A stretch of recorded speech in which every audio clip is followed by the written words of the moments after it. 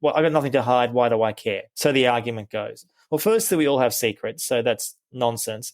And secondly, that's such a privileged position. Maybe a lot of people listening don't have life and death secrets. Maybe they don't. But if you're a journalist in vast parts of the world, or an activist, or just a human in Mexico or lots of other places, you do have secrets. You're trying to keep secrets away from people who want to harm you.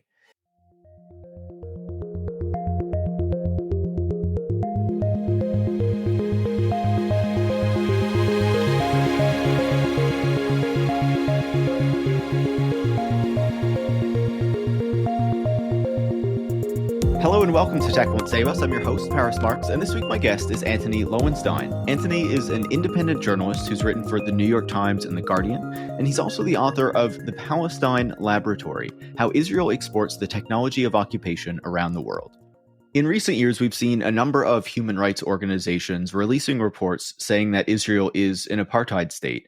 Human Rights Watch and Amnesty International, as well as Israeli human rights organizations like Yesh Din and B'Tselem. Those reports provide even further context on kind of the unacceptable situation that we know is continuing in Israel, where the Palestinian people are under occupation by the Israeli government and the Israeli military, and have been for a very long time. And we saw that yet again last week with another Israeli raid on the Jenin refugee camp in the occupied Palestinian territories, where homes were leveled, hundreds of civilians were injured, and at least 12 Palestinians were killed in that attack by the Israeli military. And this is just one example of the brutality that Palestinians continually experience under the occupation. So in this conversation, Antony wrote this book, The Palestine Laboratory, that looks at how Israel develops this technology through the occupation of the Palestinian people by testing all of this military and surveillance technology on this occupied population, and then uses that testing ground to kind of prove to buyers around the world that these technologies work, that they work really well, and that these other countries should also buy them to use them against their people or other people who they want to target. And that's obviously a serious concern, especially when we see, the direction of travel globally, where we see increasingly right-wing and far-right governments gaining power or getting close to power, where we see kind of the discourses in our societies shifting more to the right. And of course, these technologies and these kind of surveillance tools have been used against many people around the world. And we talk a bit about that in this conversation, including with NSO Group, which is probably the company that people are most familiar with when it comes to phone tracking technologies and things like that. But also when we think about, the tech industry more broadly and how it has very close relationships with the Israeli government, including we saw a couple of years ago, Amazon and Google signed what was called Project Nimbus, which provided cloud and AI services to the Israeli government, and employees at those companies protested that decision and that deal because they're worried that those technologies could then be used against the Palestinians in the occupied West Bank and Gaza Strip. And of course, they're not the only companies that have close relationships with Israel and with the Israeli government, where their technologies could also be deployed against occupied Palestinians. We have companies like Airbnb that also allow listings on their platforms of properties in the illegal settlements that are in the West Bank. And so that's just to show that we have many tech companies that are still willing to engage with a government that is engaging in apartheid, as many human rights groups and many people beyond that now recognize. And I think that there's a question we need to ask as to whether that is acceptable, but also kind of the broader impact that that has as Israel pursues weapon sales around the world. And as we say in this conversation, it's not that Israel is the only country that sells weapons abroad. Of course, I'm in Canada, and the Canadian government sells tanks and jeeps and things to the Saudi Arabian government without considering how that's going to be used against its people and the people in Yemen. But I think it is worthy of consideration that this is a government that is explicitly kind of testing its technologies against this occupied population that is then being used to prove that they work and being sold around the world, basically. And so I thought this was a really fascinating conversation. I was happy to have Antony on the show. And hopefully this gives you a bit more insight into where some of these military and surveillance technologies come from. If you like this conversation, make sure to leave a 5-star review on Apple Podcasts or Spotify. You can also share it on social media or with any friends or colleagues who you think would learn from it. And if you want to support the work that goes into making the show every week, you can join supporters like Carl in Boston, Tom from Manchester in New Hampshire, and Marie in Kingston in Canada by going to patreon.com/techwon'tsaveuss and becoming a supporter. Thanks so much and enjoy this week's conversation. Antony, welcome to Tech Won't Save Us. Thank you so much for having me. I'm very excited to chat with you and to discuss your new book. We haven't really done an episode looking at Israel and Israel's kind of tech industry and military industry. And I thought that your book was a good way for us to talk about that and, to kind of get a bigger picture of how this all plays out, because obviously Israel is in the news quite a lot. And, our countries have close relationships to this country that has an ongoing and long-term kind of occupation of people that we too often, I think, ignore or prefer to, or kind of, both sides that and all this kind of stuff. And so, before we get into kind of the depth of the book and, the real topic of it, I want to ask about your evolution on this question, right? Because, in the introduction, you talk a bit about your childhood growing up and kind of what you were told about Israel at that time, and then how your views kind of changed as you kind of visited Israel and were reporting from there and learned more about that country over time. So can you talk to us a bit about that? So I grew up in Melbourne, Australia. I was a liberal Jew, which means, for those who don't know, someone who was not religious. Particularly, I did go to synagogue. I would observe family Sabbath every Friday, most Fridays. I would go to Jewish holidays, Passover, etc., to synagogue. But Israel, I'd say then and now, is kind of like the unofficial religion of many Jews.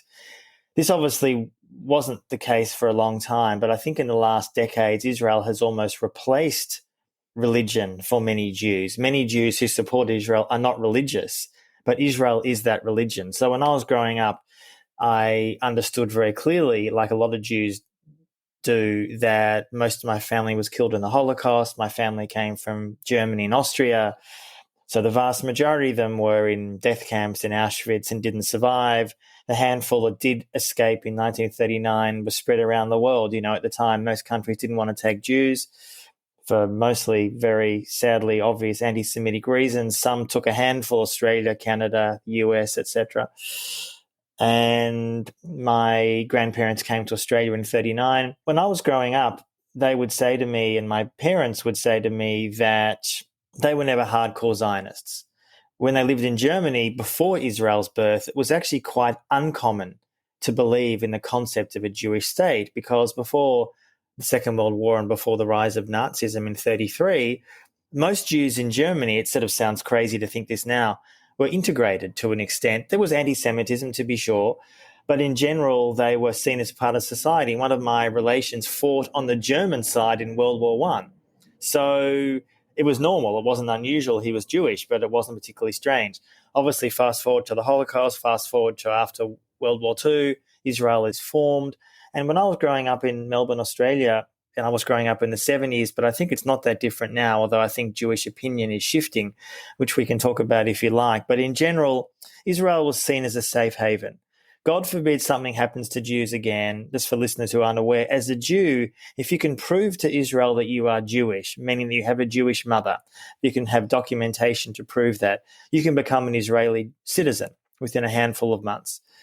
And that was almost seen like a life raft for many Jews. Not that most Jews have taken that up, but it was the idea sort of held out as, God forbid something happens, we can always go to Israel if Hitler Mark II comes along. So I grew up with this myth, I guess. Israel was not necessarily perfect, but it was the cherished land. It was somewhere that we could always go. Palestinians were generally demonized. Yasser Arafat, who was then the leader of the Palestinians, was a terrorist. So the thinking went, Palestinians were terrorists. That's just who they were.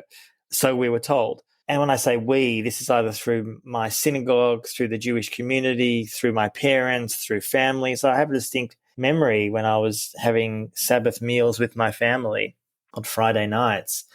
There may have been a suicide bombing that week, or something may have happened in Israel or Palestine. And there was heated conversation because essentially Palestinians were said to be the new Nazis. And I heard this expression all the time. Palestinians are the new Nazis. Palestinians want to erase us. Palestinians want to kick us into the sea. And we have to fight back. Fight back meaning we have to have a strong Israel, a strong military, a strong army.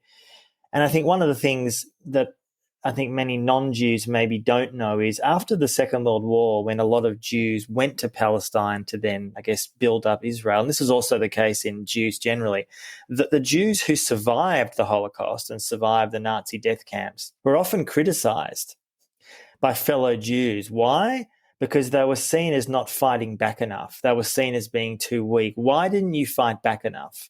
Why didn't you rebel? Why didn't you take on the Nazis more? Now, to be clear, a lot of Jews did. There was the Warsaw Ghetto Uprising. There was lots of resistance. I mean, Nazis were a massive, powerful fascist army with huge amounts of influence and power. It's not exactly the easiest thing in the world to do. But that criticism was there, that Holocaust survivors, they were partly to blame almost for their own fate, which sounds gross to think of that now in the 21st century, but that view was there. And the thinking of that, therefore, was never again can we as Jews be undefended. Never again can we be without protection. And Israel was that protection. Has to be a strong army, strong military, strong intelligence, strong ties with the world. And of course, as we'll talk about soon, that also meant making friends with as many countries as possible, whether they were democracies or dictatorships. So I grew up in that environment, but it always struck me as uncomfortable. I mean, it's hard to pinpoint a particular moment when that happened, but I remember in my teenage years, I just found the really blatant racism against Palestinians profoundly problematic. I hadn't probably met a Palestinian then. It sounds bizarre in a way, but I think many Jews then and now actually don't spend time with Palestinians, don't speak to Palestinians, don't hear from Palestinians. They see and hear Palestinians filtered through either their family, their Jewish community, or through the media. And to be sure, in the last couple of decades, there has been some improvement in the Western media coverage of Palestine, which we can talk about later if you want. But in general, for a long time, Palestinians were one note: angry, aggressive, the new Nazis. But I felt uncomfortable about that. And when I got to university in Melbourne in the 1990s, I started reading, as any good leftist does, John Pilger and Noam Chomsky and Edward Said and many others, works that I maybe had heard of before but never really appreciated, never really understood. I didn't study Israel-Palestine in university. I've never studied this particular subject per se. I guess I've studied it as a journalist just on the ground over there. But I guess over time I started feeling not just frustrated but incredibly angry that the Jewish community, and of course I'm generalizing here, there are Jews who are critical decades ago now, obviously, but in general, the only way Israel has survived as long as it has, 75 years now, with its massive power, influence, etc., is because of the Jewish diaspora. Of course, the US role is central, the EU role, etc., but it's a Jewish diaspora. They are key advocates, key funders, key defenders. But what they're often defending is an Israel that proudly occupies another people. And that, to me, over time became intolerable. So I started speaking out about it and writing about it. In the process, lost Jewish friends. My parents lost a lot of their Jewish friends because I spoke out about this issue. It was because the sins of the son.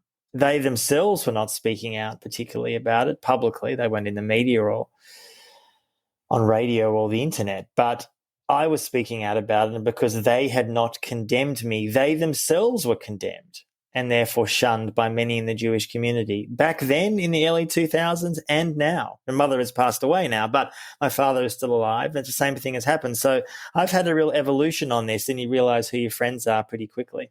It's unfortunate to hear that. And, I'm sorry your parents had to experience that. But that does give us a good kind of picture, or at least some history of how these things evolved and how this took place. So I wanted to ask you, the book is obviously about the arms industry of Israel and how Israel kind of uses that to get influence around the world.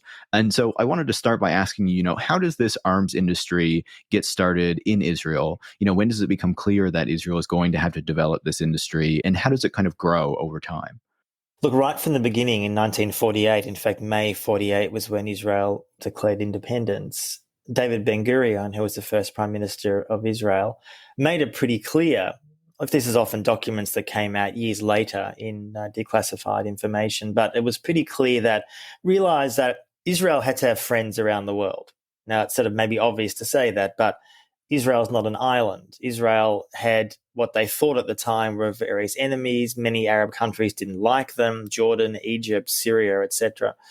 And those Arab countries weren't shy about that. They didn't accept Israel as a Jewish state. They didn't want Jews there. I mean, to be clear, Jews had some presence in that area for a very, very, very long time, to be sure. However, the vast majority of Jews that founded the state of Israel came mostly in the 20th century. There were some there that had been there, and that's historically accurate.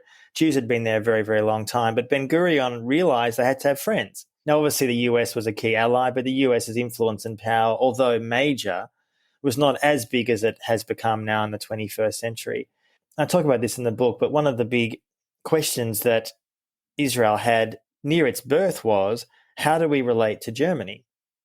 Now, Germany obviously was the site of the Holocaust, along with, I guess, Poland and Austria and elsewhere. I mean, Hitler was Austrian, but Germany was the beating heart of the Nazi Empire. And there was a lot of discussion in Israel at the time and the Jewish community globally. How do we deal with Germany? Meaning Germany was very keen after the war to make amends, to say sorry, to pay reparations. And in fact, Germany wanted to pay reparations to Israel as a way of saying sorry, I guess. I mean, it sounds like a very inappropriate word, sorry about that Holocaust, but it was basically a way to apologize and to make friends with the Jewish state. Israel accepted that relationship and that friendship in the 50s. And the reason I mention this is where, to some extent, some of this logic within Israel began, finding a way to export Israeli defense equipment. Initially, it was literally guns. We're not talking about sophisticated missiles in the 40s and 50s, talking about guns, many of which had been used, in fact, in Israel's independence in 1948, some of which had come from the British, who, of course, used to occupy Palestine for a long time. And by the 60s, there was, to some extent, a growing and flourishing defense industry. Most of these companies were state-owned or state-backed. There wasn't really a private industry of sorts. There wasn't an official occupation until 1967, although it's important to note that the Palestinians who lived in Israel itself between 48 and 67 were under a military curfew. There wasn't and this is why people often sort of talk about the occupation starting in 1967. Yes, the occupation, the West Bank and Gaza, is now 56 years old, and that's true, but Palestinians have always been treated as second-class citizens from day one. That's sort of very much in the DNA of Israel. But the defense industry started growing in the 60s, growing ties with countries like France and Germany, the US, and also a growing awareness that the way that you could make friends, and including at the UN, where there clearly was a sizable Soviet-backed bloc that did not support Israel, that often aligned itself with certain Arab states who despised Israel for a range of reasons, either political or other reasons. So Israel, in their view, had to make friends with often unsavory characters, nations in Africa, but a key ally that really was, I would say, central to Israel's development as a nation and continues to this day is the relationship with apartheid South Africa. Now, obviously, apartheid ended in 1994 officially, although I would argue apartheid still exists in that country, sadly, economically. But Israel and apartheid South Africa were the closest of friends for the entire history of that regime until it fell in 1994. And the reason that's important is that they didn't just support each other in defense terms and provided diplomatic backing. Often when, even at the end, the US had decided to turn against South Africa. Israel was the last friend standing of apartheid South Africa, which speaks volumes. And why is that? It's an ideological alignment. Documents that have come out since 1994, and I detail some of them in the book, and people can Google this if they want to see more, shows that both regimes admired each other deeply. They admired the way in which they treated each other's so-called unwanted populations. So South Africa, that was these awful blacks who were trying to override this glorious white Afrikaners regime. And in Israel, of course, it was these terrible Palestinians who wanted to drive the Jews into the sea. And the defense industry both developed on that. They both trained in each other's countries. Israel assisted, although it was not successful, to try to get uranium for South African apartheid regime to make nuclear weapons. Thank God that didn't happen. And the often South African military figures came to the West Bank and vice versa to black townships run by white South Africans to observe how each other was managing their bantustans. Bantustan is like a managed area by an overlord. So in Israel, a lot of the West Bank settlements are essentially quasi-bantustans. They have nominal Palestinian control, but in fact are controlled by Israel, and South African bantustans were the same and the other way around. Usually what I think you see like on these maps is that these are kind of small territories that are really kind of broken up as well, right? Between territories controlled by whether it's Israel or apartheid South Africa during that period as well. Exactly. And South African apartheid regime said that, well, the Bantustan, that's their vision for what blacks deserve. They got independence. What are they complaining about? And Ariel Sharon, the former Israeli prime minister, regularly said, publicly and privately, his vision for Palestinians with the South African Bantustans. You know, a good way to compare this would be almost what many Americans did to Native Americans, put them on reservations. So that relationship between Israel and South African apartheid was central to developing each other's defense industry. And also, I'd say it gave them confidence. And I think what it showed, importantly, which was very key as the Cold War developed and grew in the 70s and 80s when Reagan came in, was Israel was often America's wingman, meaning that in many places during the so-called dirty wars in Latin America, even when the US Congress barred the US funding, arming or training the worst death squads in Latin and South America, Israel was happy to be there. We're talking about Honduras, Colombia. Now, this is not to absolve American responsibility. Their hands were drenched in blood.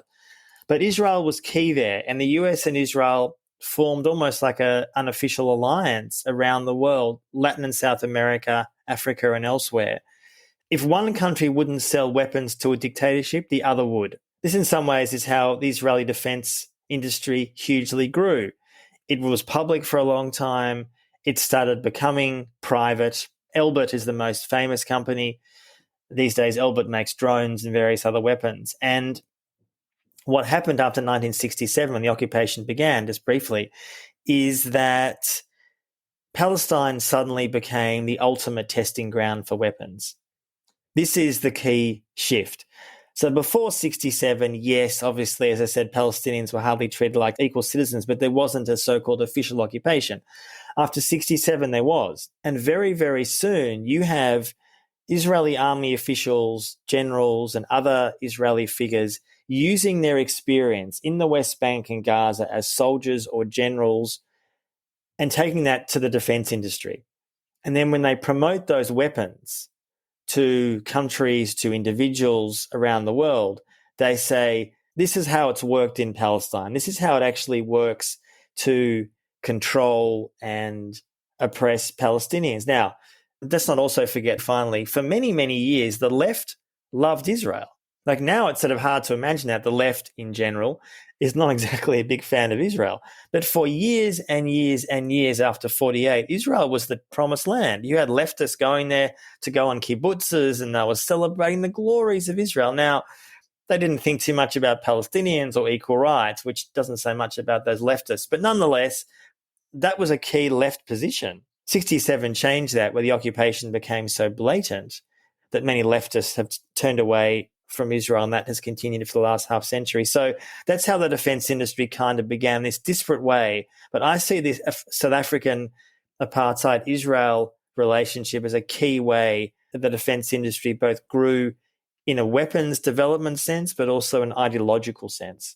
I think that historical perspective is really important, right? And I want to come back to the ways that, Israel is kind of working abroad and selling weapons and kind of the consequences of that. And also, what it means for Palestinians and all these things. But before we get to that, I wanted us to fast forward a little bit, as well, right? Because the link between the Israeli military and the Israeli tech industry and kind of the larger global tech industry is very close, right? There's a unit within the Israeli Defense Force called Unit 8200 that is often closely associated with a lot of these tech companies. Can you tell us a bit about those relationships and, what major global tech companies are working with the Israeli military as it develops these military technologies? Pretty much all of them, but we'll get to that in a minute. It's almost hard to find major ones that are not. Hello, Google, but there are others. I'll get to that. Unit 8200 is essentially Israel's intelligence arm. So day to day, you have initially people often enter the army at 18, so it's young men and women who are joining the military at a young age. Their job day to day is essentially to monitor Palestinians, surveil them. All communication in the West Bank and Gaza, occupied territory, and East Jerusalem is listened to and controlled by Israel. The equivalent would be the US NSA, but the US is a massive superpower with 340 million people. Israel is a population that's minuscule, and Unit 8200 in Israeli surveillance is not as powerful, but pretty damn close. And that speaks volumes about how Israel has developed that initially to monitor both Palestinians in its own territory, but also the region, perceived enemies. So that could be Syria, Iran, Saudi, Jordan, any essentially regional enemies or friends. And of course, as America does, everyone surveils everybody. It's not like they're just surveilling their enemies. I mean, in fact, it's interesting. There was a recent report, this is a brief aside, that Israel was one of the most surveilled nations in the world by the US. This is a close ally. So it's not like, yes, they're close friends and they love each other on paper, but they don't really entirely trust each other in what they're doing. And a recent report by William Arkin in Newsweek, and I have not seen a more recent figure than this, so I'm so much quoting him. He's a long-time sort of journo, does work on these issues, said that he had discovered there were roughly 400 US intelligence officials on a day-to-day basis essentially monitoring everything that's done and coming out of Israel. Now, I can't question that. I put that in the book, I think, that figure, because that's the latest that I read. I can believe that. I'm actually surprised it's not more, to be honest. Now, the NSA have a lot of people to do a lot of spying on friends and enemies. Anyway, so Unit 8200 is essentially does everything from surveil communication and also do some pretty horrible things. I mean, that's horrible enough, but I have this in the book, and I interviewed a former Unit 8200 officer. I couldn't name him in the book, but he's in there. He gave some more details to flesh out, because these people mostly don't speak to the media. Even when they've left the unit, they're still a bit cagey. They feel, I guess, a patriotism towards their nation and don't want to shit on them, basically. But one of the things to me that was the most disgusting, and it's not unique to Israel, other countries do this as well, is basically try to entrap Palestinians. So they will surveil, for example, a Palestinian man who's married to a woman with 3 kids. I'm just making up an example. They discover that he's having an affair with a guy. He's sleeping with a man. And they will take that information to that Palestinian. They will say, there's a lot of homophobia in the community. You wouldn't want that information to come out to your wife, would you, to your community?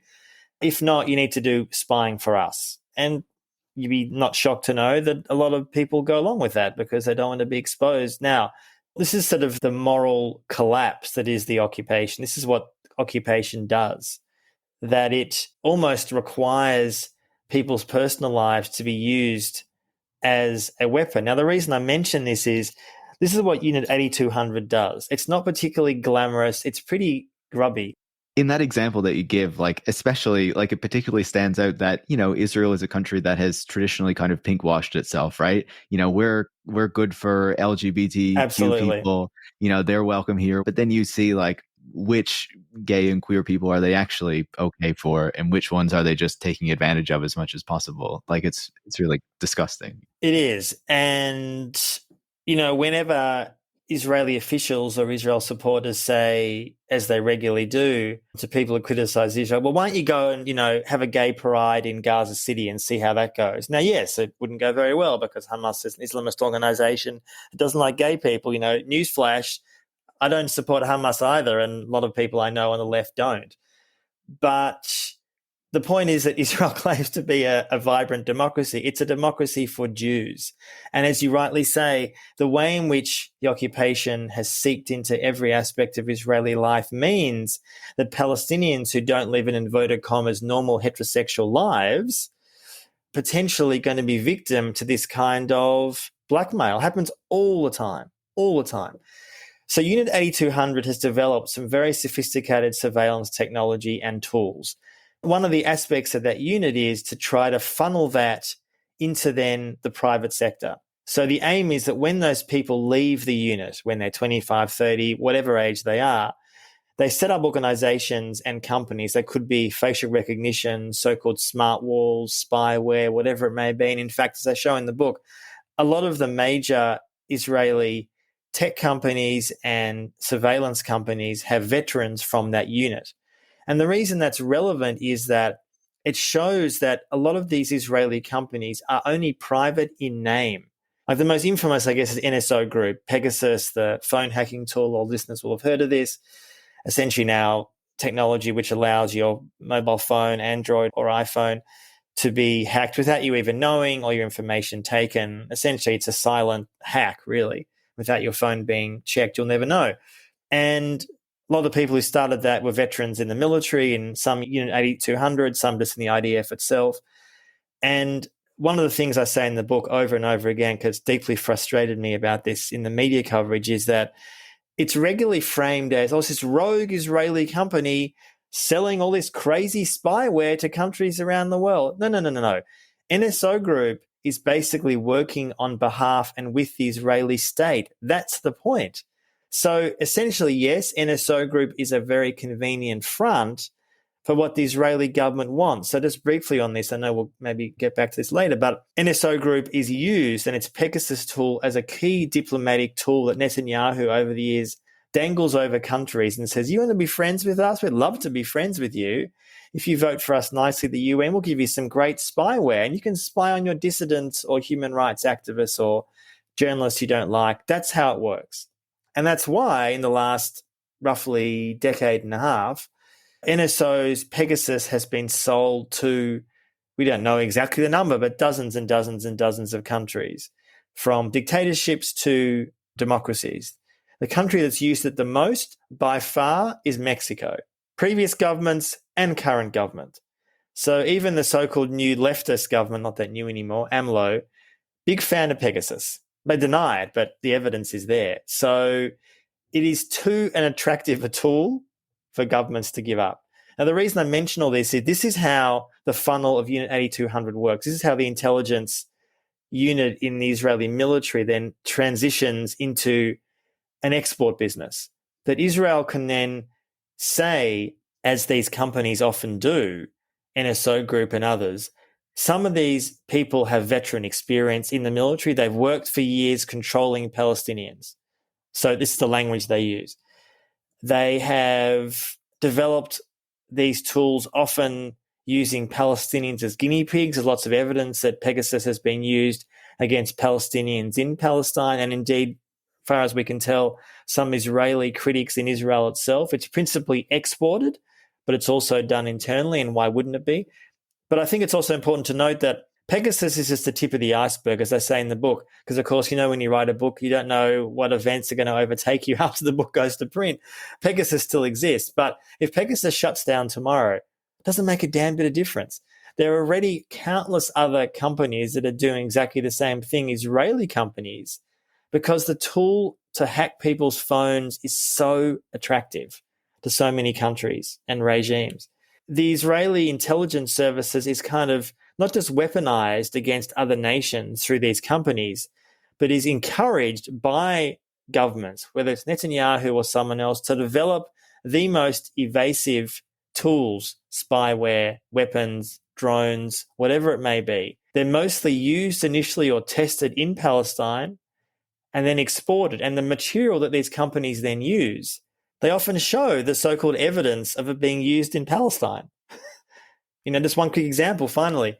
The US-Mexico border is controlled by countless amounts of technology, but one of the key surveillance tools that the US government uses is Israeli. Surveillance towers along the US-Mexico border by Elbit, Israel's biggest defense company. Now, I'm not saying the US couldn't find these tools elsewhere, but it's important to remember that people should understand this, that there was so much hatred against Trump about his border policies. I'm not about to defend them, don't worry. But Biden has actually not changed as much as people might like to think. His rhetoric is different, mostly. But what they've, rather than building these crazy, ridiculous high walls that Trump seemingly was obsessed with, Trump wanted to build like a moat. He talked about, you read about this, he wanted to maybe have a moat and crocodiles. I mean, Trump is wow. He really is quite a guy. But what Biden is doing is continuing what Trump and Obama did before, which is essentially making the border wall, so to speak, much more technological. And Israeli defense tech is central to that. And the reason the US government would have wanted those surveillance towers is because they first used them in Palestine, sometimes along the Israel-Gaza border. In inverted commas, they work. And when I say they work, obviously the aim in the US-Mexico border is to, in theory, keep migrants out. I'm not sure how effective that really is, but that's the supposed aim. So they're the connections, I guess, that one tries to make, that what starts in Palestine never stays there. Yeah, and it's a very important connection, right? And, before we explore more of that kind of global role, I want to know what this looks like in Palestine itself. Palestine obviously serves as a testing ground for many of these technologies, weapons, but also military and surveillance technologies, as you're saying. How are they deployed against Palestinians, and how does it shape their lives, as they live under this occupation? Look, Paris, there's so many examples, but one that comes to mind, because this has been in the news just recently, and I mentioned it in the book, but it's worth letting people understand this. Hebron is one of the largest Palestinian cities, and it has, for people who don't know, the most insane situation. There's roughly 800 to 1,000 utterly fundamentalist, not just far right, but genocidal Jewish settlers living in the heart of the city. And the Israeli military protects these people against the thousands and thousands of Palestinians who are living in their own city. So the reason I mention that is that the surveillance tools and technologies that Israel has deployed there, Hebron's often the model that then expands to other parts in Palestine. And one of the tools that Amnesty International put out a report recently in, I think it was April this year, exposing something called Red Wolf, which was a tool of facial recognition, which essentially documents or tries to document all Palestinians coming in and out of various checkpoints. And the only way you could get to your home if you live in Hebron is to go through various entries and exits. So the Palestinians who were interviewed for this report, and I spoke to some other Palestinians for my book last year, would say that when you arrive at a checkpoint, and so listeners understand, a checkpoint, Israel claims this is about security, but actually it's about controlling Palestinians' access and ability to move from A to B, literally to go from your home to a market, literally to go from take your kids to school. And you're living within an environment of hardcore, and I use the term genocidal because, and I spent time in Hebron alongside some of these settlers. It's really hard to explain and convey how utterly crazy these people are. This is, if you think of the most extreme fundamentalist Christian evangelicals, if listeners can imagine this in the US or somewhere, who are, I don't even know if they're genocidal. Maybe some of them are, but people who are just have such intense hatred for Palestinians that their vision is to essentially get rid of them all. They don't shy away from saying that. So it's important for people to understand that, because they're the people that are being protected here by the Israeli state and the military. And these tools and technologies like Red Wolf, the facial recognition, is not used against Israeli Jews. It's used against Palestinians. So if you want to go anywhere, essentially there are profiles built up about you, who you are, where you're going, who's your family, what is your workplace, all these details. And it emerged that the two companies that apparently are involved in this, one is European and one is Chinese. And this to me seems like two things. One, a pretty ripe company for boycott, by the way. But two, these kind of companies in general operate with impunity because so many other countries are keen to take their technology in their own space. But so an element of facial recognition is one part. There's also other checkpoints that I've been through where there is obviously biometric data taken. I mean, all this, just to be clear, is done without consent. That's really important to say this. People's information, there are massive and growing databases being built by Israel without any transparency. I mean, no one has access to this outside the Israeli military. You can't sort of put FOIs in. You can't sort of claim as a Palestinian, can I get my file? I mean, that just doesn't happen, right? Obviously. It'd be lovely if there was a Snowden-type leak of these files. Please leak it now, someone. But that just doesn't happen. Hasn't happened so far. And weirdly, actually, there are very few leaks in the Israeli system, unlike the US, which is actually quite curious. It's maybe a slightly separate issue, but very, very rarely do you get leaks in the Israeli military. There is and I have a big chapter in the book about this, a growing war on Palestinians pushed by social media companies. I'm talking about Facebook, Twitter, YouTube, so Google. And what does that mean practically? It means that Palestinian posts, videos, comments are routinely barred, censored, cut, deleted for no reason. I'm not talking about Palestinian comments that are horrific that maybe should be pulled down. I'm not talking about comments or videos that are violent. I'm talking about, and I detail this extensively in the book, that there is not just an inbuilt bias within these systems. And I explain in the book that in general, the so-called Israeli point of view is front and center in these companies. I mean, Facebook in this so-called oversight board, which I know you've talked about in the past. I mean, on one hand, there's parts of the oversight board which are not too bad, but on other issues, it's very, very problematic. But nonetheless, they assisted in putting out a report not that long ago assessing how Israel often covers. There was a horrible Israel-Gaza conflict, and I think it was May 2021, and a lot of Palestinians reported at the time a lot of their posts were just disappearing, being shadow banned. Why? God knows why. Of course, you can't reach Facebook. You can't speak to a human being. Usual story. Companies run by ghosts, very profitable ghosts. And this report essentially found, surprise, surprise, that, oh yes, there was an inbuilt bias against Palestinian points of view. So there's two issues here. One, if there's a human actually seeing content, they're not trained well enough to actually understand that if, for example, someone is talking about the term martyr is used routinely in Palestinian Arab society. It doesn't mean necessarily a suicide bomber. It could mean someone who is killed, who died, in whatever context it may be. Often those posts were just deleted because somehow it was, I guess, perceived that someone was celebrating a terrorist. I mean, that was the perception. So that's the human content moderator not being trained well enough. But of course, so much of the content moderation these days happens automatically. It's not done by a human being at all. And again, as is so much the issue with AI and all these kind of questions, it depends what information the system has in the first place. And there is massive pressure by the Israeli state on Facebook and Twitter and YouTube to make sure that, and TikTok for that matter, for Palestinian content to be disappeared or reduced in visibility. And the evidence for that's overwhelming, that this was happening time and time and time again to various set of people. So when these companies are questioned about that or challenged on that, and I have some details in the book about this, their response is either to plead ignorance. I think one comment from someone was, a Facebook spokesman said, look, we're just an entertainment company. In other words, you can't expect too much from us. Where to begin with that? I mean, okay, yes, some people do use Facebook for entertainment, but as I detail in the book, Facebook has been found complicit in the genocide in Myanmar when they are amplifying genocidal posts in Myanmar. They're amplifying genocidal posts in Ethiopia.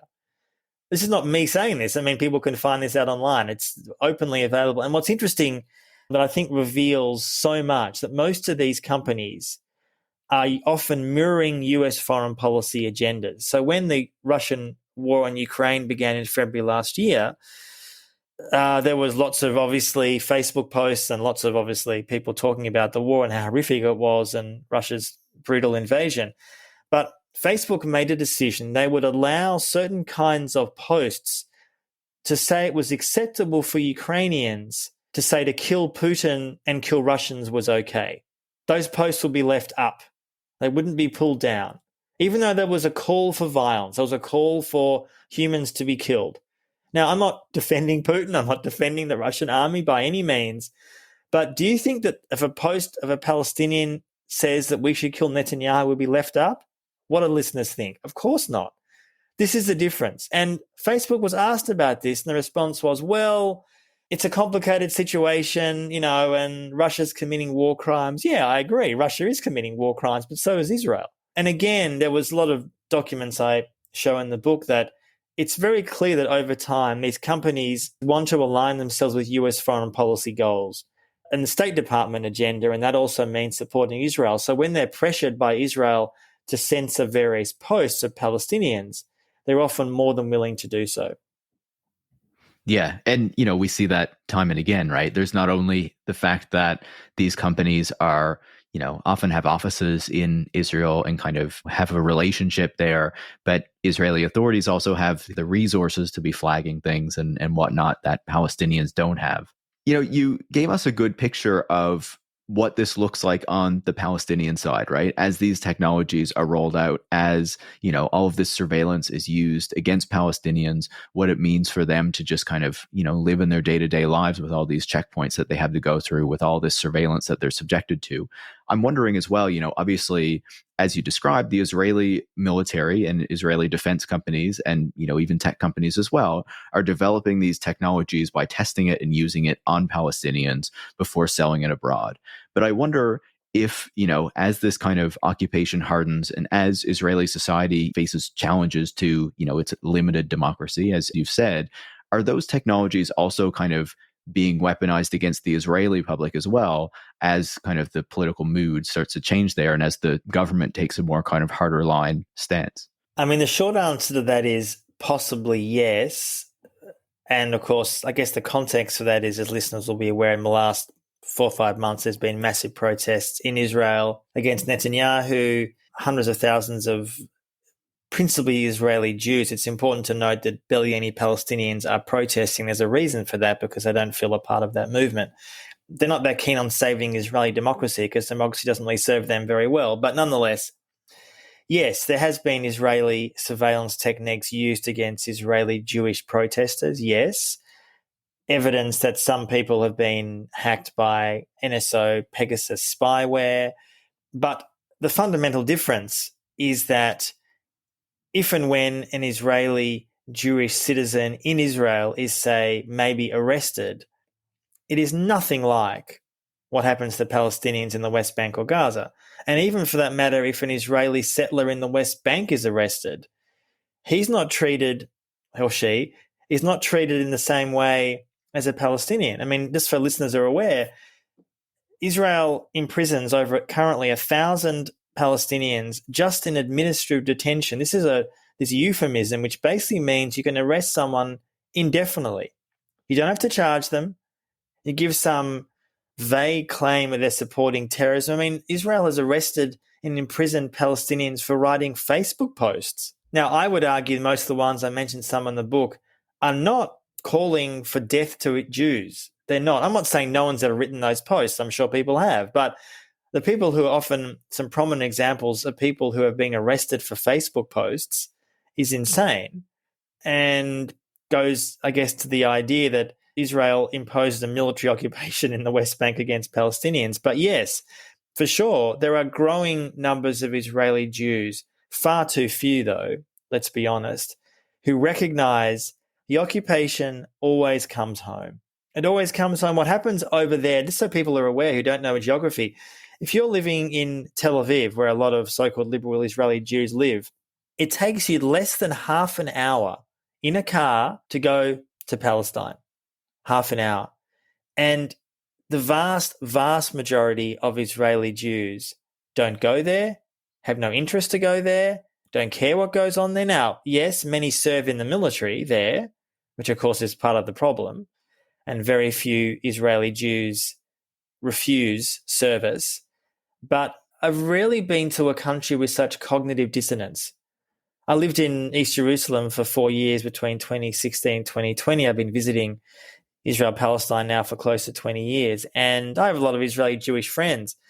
The very small band of left-wing Israeli Jews, which you might like to think is getting bigger, actually is minuscule. There's no real Israeli left politically, sadly. There are people who claim to be Israeli leftists, but sadly the agenda of the opposition party to Netanyahu are no different on the occupation. They're not interested in ending the occupation. For them, when you have a state of complete impunity, there's no reason to end it. It suits Israel just fine. They're not being punished for it. And in fact, as we're talking about here, the defense industry is soaring. After the Russian war on Ukraine the last year and a half, a lot of European countries are running to Israel, begging them, missile defense shields, spyware, help protect us from the potential Russian invasion. I'm not minimizing those risks in Europe by any means, but there's a reason why a lot of countries are going to Israel for that assistance.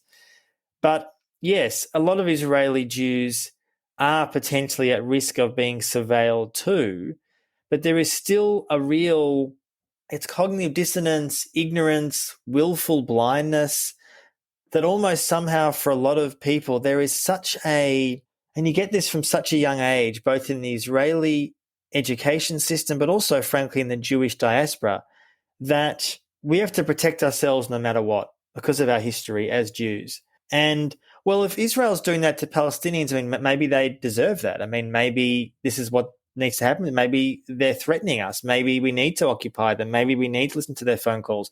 Maybe we need to imprison them. This is the price of Jewish liberation. So the argument goes. And it's unbelievably dangerous and racist and ahistorical. And also, frankly, as a Jew, contributes, in my view, to anti-Semitism against Jews. If you, as a society, say that Israel and Judaism are one and the same thing, which is what Israel essentially does and what the Jewish diaspora often says, then what about the many people, including Jews, who don't accept that connection? So, yeah, I am hoping, although I'm not expecting much, that more Israeli Jews wake up to what their country is doing in Palestine, how that's being exported globally. Yeah, it seems to have been a missed opportunity, as all these protests were happening, around Netanyahu's government and the Supreme Court reforms that they were trying to push through, that there wasn't a recognition of the broader issues in the country and that, you can't just have a democracy for one people and not for everyone, right?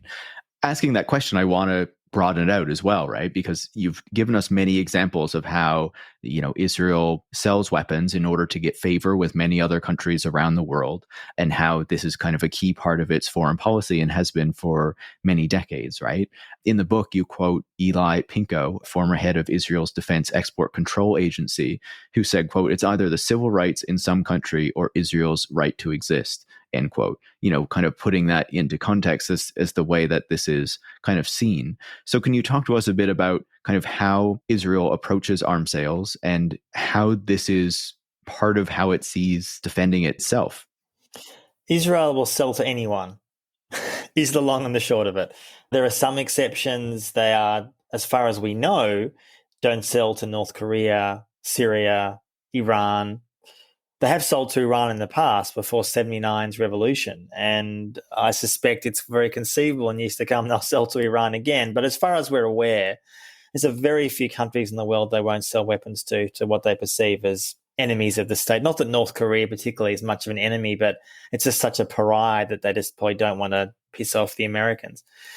But they'll sell to pretty much anyone. Now, some listeners might say, well, the US sells weapons to anyone too. True.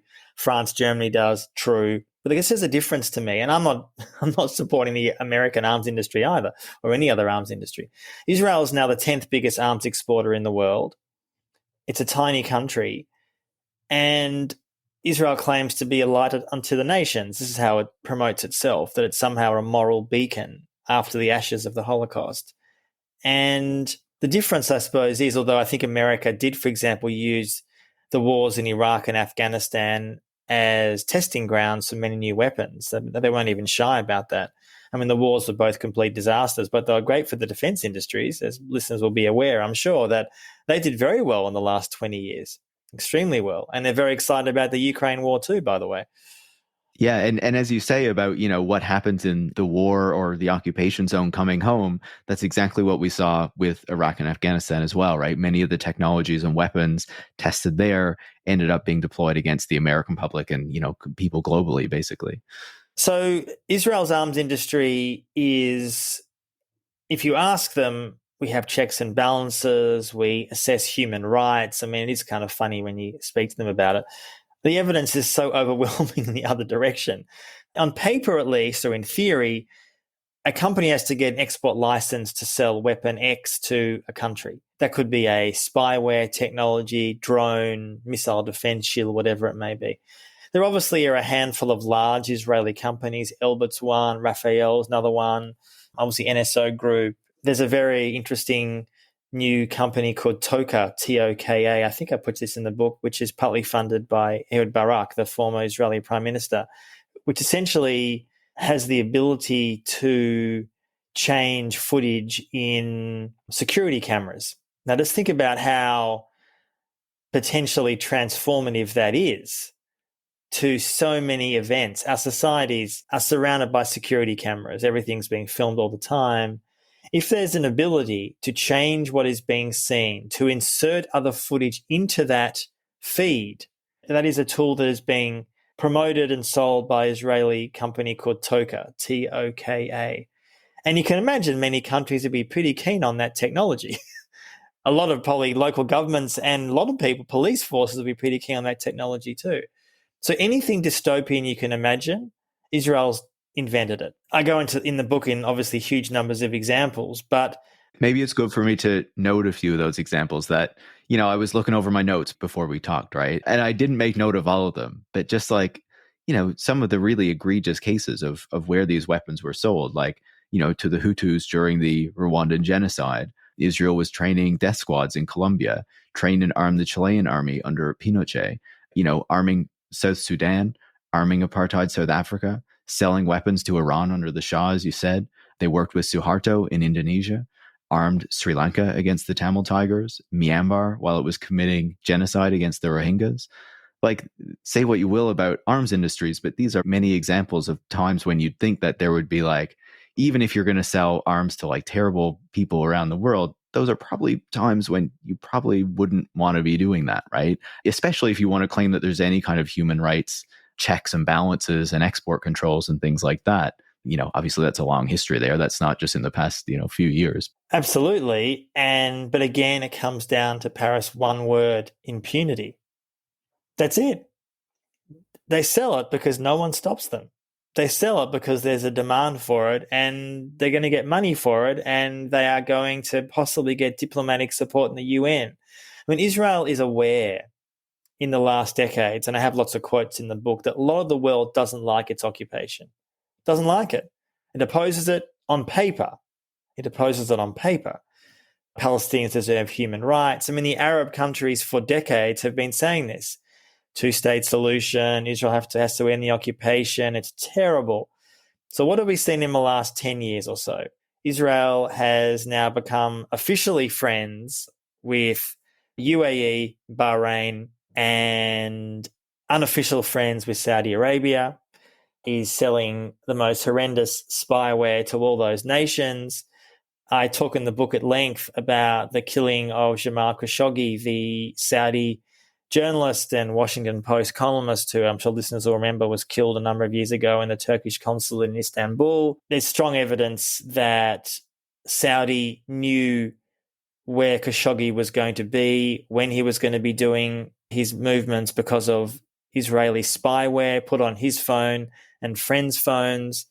The company NSO Group has denied that, but in my view, their denials are bollocks. And it's not like his death really caused much of a policy change. Initially, the world was outraged and everyone was getting upset with MBS, the Saudi dictator. And I think for a few short weeks, Israel wasn't sure if they were going to keep on selling technology and spyware to Saudi Arabia. And you'll be shocked to know it didn't make a damn difference. Netanyahu, in fact, I have in the book, says keep selling. You think Israel cares if they kill a journalist? In fact, this month, the Committee to Protect Journalists just released a report, in fact, saying that in the last 20 years, 20 Palestinian journalists killed. the vast majority killed by Israel. Nothing's been investigated. There's no accountability. That's how they view journalists. That's how they view the media. Expendable. And so, as you say, there is a long list of countries that Israel is selling technology to. And I guess what I try and do in the book is humanize it, because often this can be the numbers and can just feel a bit overwhelming. So, I speak to a leading activist in Togo, a country no one ever really thinks about, in Africa, where it's an awful dictatorship, where a lot of her friends started disappearing and being arrested, and they had no idea why that was. And why? Because the regime had NSO spyware put on people's phones, and of course the regime could look at all their WhatsApp messages. It also makes people realize, hopefully, reading this book, that as much as we get told and sold the idea that we should use secure apps like Signal, I'm not against Signal particularly, but just to be clear, if your phone is compromised, it doesn't matter what apps you've got, it makes not a damn bit of difference. So just so people are aware of that, the only secure way is not to use a phone. Now, I'm not saying that's a practical way to live our lives, but that's the reality. I also speak to, as I think I said before, Mexico is the biggest user of Pegasus spyware. Initially, it was bought as a way to fight the drug war, allegedly. As a small side note, some listeners will remember when Sean Penn went to Mexico years ago and to find El Chapo, who was then, the world's biggest drug lord.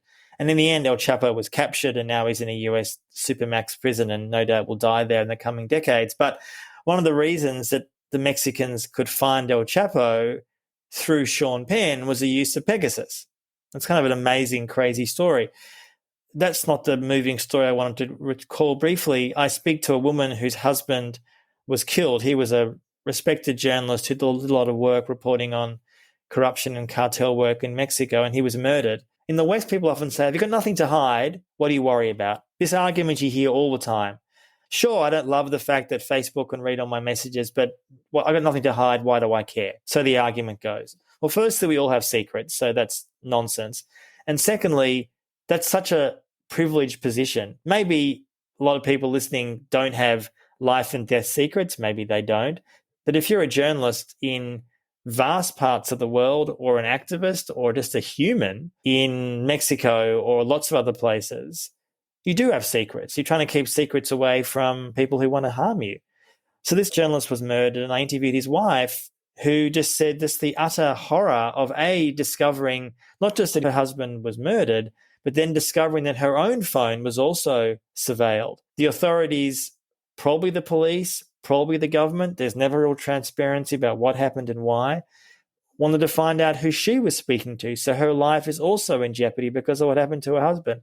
So I interviewed people in India, where India is also a massive user of lots of other surveillance, and people who are trying to investigate or challenge government corruption or repression are increasingly finding that they're up against governments with massive amounts of power. And until there is a real move to regulate these surveillance tools, the problem is no one wants to do it because no country wants to lose access to those tools.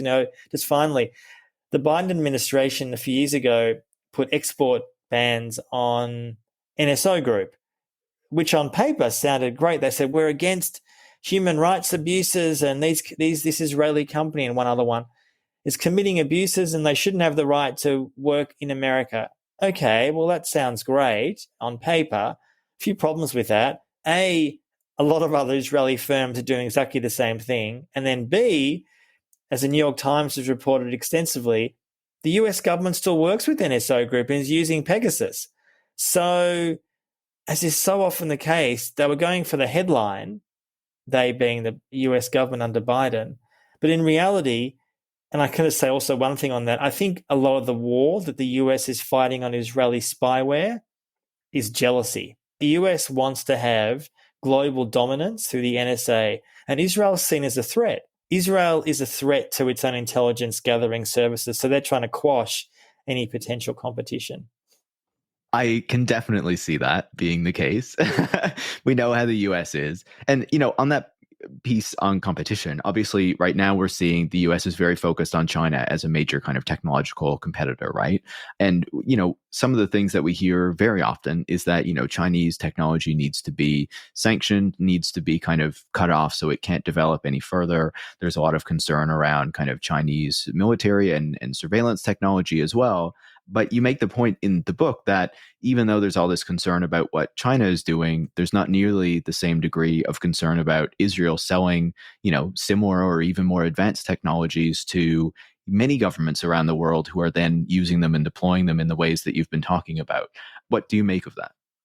Yeah, there's something I really wanted to put in the book, because what I found in the last years, when I started looking into this book, China was kind of a friend. People often forget this now, but China was our great mate until not that long ago. Post 9/11, the US and Britain and China were having regular meetings to talk about how to fight terrorism. This was the case until 2015, 16, 17, really. No one cared about the Uyghurs. I'm not saying no one. I mean, I'm talking about the governments didn't care. I'm not saying people didn't care, but in general, governments didn't care. Obviously, things changed during the Trump era and with COVID. Sure, we won't go into all the details of that, but things have certainly shifted. And you're right, now there is a new Cold War, which I view very cynically and with concern. And as I say in the book, there's no doubt that China has developed probably now the most sophisticated forms of surveillance on the planet against its own people, everything from spyware, facial recognition, biometrics, the list goes on and on and on, both deployed against just all citizens, but also particular minorities they don't like. And that is, as I say in the book, exported to other countries around the world now too, and that is a deep concern. But what I say, why isn't there equal concern about Israeli technology? Repression doesn't really care if it has a Chinese or Israeli flag. It doesn't make a damn bit of difference. And to me, there is unquestionably no comparison between the number of countries that Israel has sold and is selling repressive tech compared to China. Israel is way ahead by a mile. Now, could that change in years to come? Obviously, China's massively powerful, much bigger. It's possible, sure. But right now, where it stands in 2023, to me, it's incomparably true that Israeli repressive tech is as much, if not more, of a threat to global democracy and privacy and human rights than Chinese repressive tech, which is also a threat, but is not in the media viewed in even close to the same way. Yeah, no, I think it's a really good point. And, certainly we've seen a bunch of media reporting on, Unit 8200 in the past and all of the startups coming out of Israel and, framed in this really positive way. Obviously, we had the backlash on the NSO group stuff, but, not a wider kind of backlash or kind of criticism to a lot of those surveillance technologies that are being deployed and sold from Israel. We've talked about the export of weapons, but one of the things in the book that you say is really important is also kind of the export of an ethno-nationalist ideology that has taken root in Israel and that, is increasingly kind of being adopted well beyond Israel as well, right? We can see places like Hungary, we can see it taking root in the United States, we can see many European countries heading in that direction. I guess we could say India as well, with kind of the Hindu nationalism that is going on there. Describe this ideology for us and how Israel's actions, help to ensure that other countries are moving in this direction as well. So Israel has always been and is becoming increasingly so a Jewish ethno-nationalist state. It proclaims that it's a Jewish state. If you're not Jewish, you're not treated the same way. You're often a second-class citizen. A few years ago, a Jewish nation-state law declared that Judaism is the primary identity of the state. So if you're not Jewish, then you're not an equal citizen. So Israel's not ashamed of that. In fact, it's proud of it. And what I sort of try to do in the book is explain, and the concern that I've had for a long time is that I see increasingly not just countries admiring Israel and wanting to copy it. So when you mention Hungary or India, that's true. Hungary under Orban is, how would you describe it, quasi-democratic. It's not a full-blown dictatorship, but it's only quasi-democratic. It is increasingly wants to be a Christian ethno-nationalist state. Orban, Netanyahu are very close. They see an ideological alignment with each other. They also both loathe Palestinians and Muslims, so that helps. India under Modi, as you rightly say, is a Hindu fundamentalist state, again, quasi-democratic, not a full-blown dictatorship, but certainly going in that direction. There are anti-Muslim pogroms. It's important to note, though, that I'm not saying that India or, for example, Hungary needs Israel to do horrible things. Modi's going to Modi. Modi's going to do his thing. But it's very interesting in the last years, and I give details of this in the book, a growing ideological affinity. A few years ago, there was Indian officials saying that they deeply admire what Israel's doing in the West Bank, namely bringing in a lot of Jewish settlers to settle Palestinian land. And they want to do exactly the same thing in Kashmir. Kashmir is a Muslim majority area. And what they're increasingly doing is bringing in Hindus from the southern part of India. Now, does India need Israel for that alone? No, they don't. But Israel is sort of held up as a model because Israel can say, sadly, with some justification, no one's stopping what we're doing. We can act with impunity. The world essentially has accepted us. Yes, there's opposition and there's noisy people on the left who don't like us. Who cares? Bottom line, we can do what we want. And what disturbs me is obviously that, but also the growth in elements of the global far right who traditionally don't like Jews. When you have neo-Nazis at their rallies often waving the Israeli flag, now some people might go, sorry, what? How does that even compute? It computes not because they like Jews, because for them, their vision, not that one can say all neo-Nazis have the same vision, but their vision in general is of a ethno-nationalist, probably Christian state. And they love what Israel's doing, not because they're Jews, because they're pursuing what they view as a Jewish supremacy agenda. And they want to do exactly the same thing with the Christian ethno-nationalist agenda. So Israel, again, is a model. And also they love the war on terror rhetoric. I mean, I say this in the book, but, when after 9/11, when the US adopted a war on terror, both policy-wise and rhetorically, Israel had been there for decades. And a lot of what the US did post 9/11 was modeled on Israel's so-called war on terror against Palestinians and Lebanese decades before. So when you have people like Richard Spencer, who's not as well known as he was a few years ago, who's a alt-right so-called leader, if that's not a contradiction in terms, who openly says, I'm a white Zionist. Now, that's a very revealing line. Now, I've never spoken to Richard Spencer, thankfully, but I suspect he doesn't like Jews very much, but he loves how Israel is dominating the land, doesn't care what Western human rights organizations say, is proudly pushing their agenda. That's what he wants in America. Now, these views in the US and many Western states are on the fringes, but as you rightly say, they're actually becoming far more mainstream. And that's why when you have, for example, in Germany, the AfD, who is in the parliament there, it's a minority, but it's the far-right German political party, who might say openly, often anti-Semitic, with Nazi overtones, big fans of Israel. Now, if Israel was rational, which arguably they're not, they'd be pretty worried about that. They would say, hang on a minute, we don't want to be friends with political parties that have neo-Nazi backgrounds. But sadly, Israel, and not just under Netanyahu, he accelerated, but it wasn't that different when he wasn't in power, are happy to foment those kinds of relations. It's a loose, quasi-global coalition of either religious supremacists and those who completely reject the so-called Western ideas, and not that I'm uncritical of this, I am, but so-called Western ideas of democracy, human rights, equal rights, rights for all citizens, gay rights, all those kinds of rights. And a lot of these states reject it. They say, we don't want that. Not interested in that.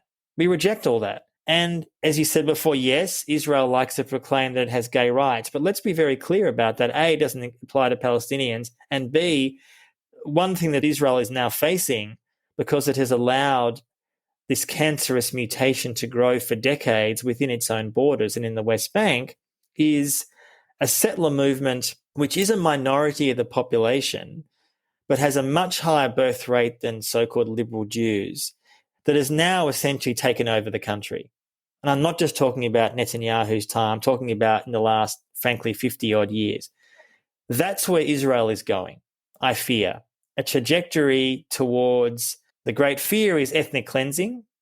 There is a growing constituency amongst Israeli Jewish population to ethnically cleanse Palestinians, to finish what they claim wasn't done in 1948. Kick out as many Palestinians as possible to where? Jordan, Egypt, Lebanon, God knows. And years ago, Paris, I would have said, the world wouldn't accept that. That's just an outrageous thought. Now I think, really, who's going to stop them? Now, I'm not saying no one would. I mean, it's hard to predict how that plays out. But, the Arab countries would complain, but we're happy to take Israeli spyware. EU would release a stern press release. And the US, well, depends. If Trump was president, he'd be celebrating and clapping. If it's a Democrat like Biden, who knows what he would do? I'm not sure. But this to me is the mood within Israel. And that's what many in the global far right, they admire that. They admire the fact that ethnic cleansing is on the agenda, which it is in Israel. It's not like it's a view held by 2 or 3 people. It's not. Most of the polling there suggests a sizable and growing minority of Israeli Jews support ethnic cleansing. I mean, it's scary stuff. So, yeah, it's a pretty grim way to end it, but that's the situation.